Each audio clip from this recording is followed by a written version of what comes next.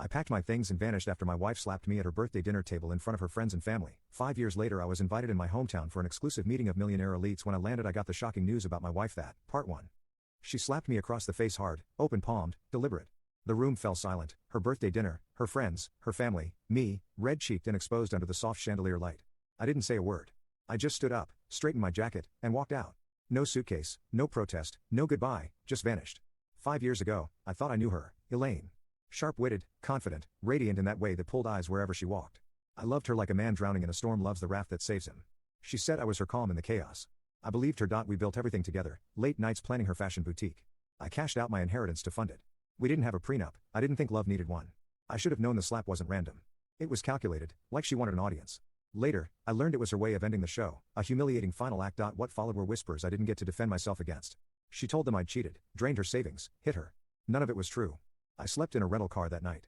The next morning, I wired what little I had left into a new offshore account under a shell core I'd quietly formed the year before. I changed my name, cut off all contact. I didn't fall apart. I sharpened the truth. It unraveled slowly over 3 agonizing months. A mutual friend, Mike, the only one who doubted her story, sent me photos, her in the arms of her silent investor, her lawyer, her lover.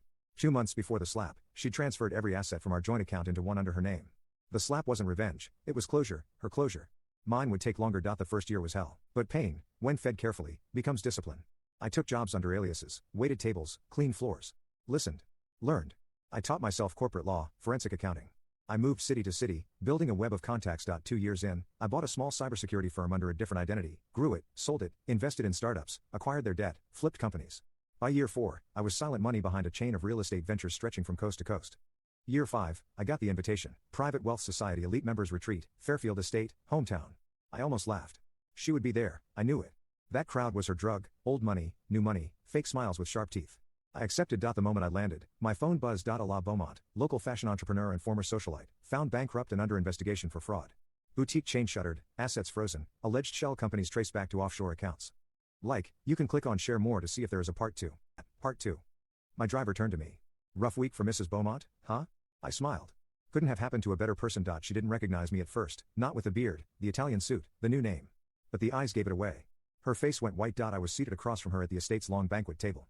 Almost poetic, the same arrangement as 5 years ago, only this time I was the guest of honor. Luca Brandt, the host, toasted serial investor, tech whisperer, the man who bought half of Taze Group in a single weekend. Taze Group, the shell core that acquired her boutique's parent company 2 years ago.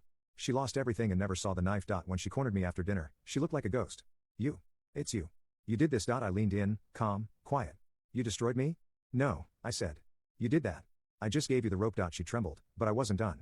I slid a thin folder into her hands, court documents, evidence trails, tax violations, all sourced legally, all orchestrated patiently, all pointing to her signature. You signed it all. Every deal, every loan, every fake transaction. I just made sure someone was watching when you did. Her voice broke. Why? We could have fixed things. I stepped closer. You shattered me in front of everyone. I loved you. You stole my name, my money, my dignity. This was just balance. 2 days later, the story broke. News outlets flooded with details. Her designer friends dropped her. Sponsors pulled out. Turns out, people who thrive on image don't survive disgrace. I walked the streets of my hometown that night, hands in pockets, coat flapping in the cold wind. No victory lap, no applause, just silence. Just peace. Some scars don't fade. I see her handprint sometimes when I close my eyes, but now it doesn't sting. It reminds me of the man I became, the one who waits, the one who plans, the one you never see coming. Revenge isn't loud. It's a whisper in a boardroom, a signature on a contract, a man you thought you erased buying your downfall one piece at a time.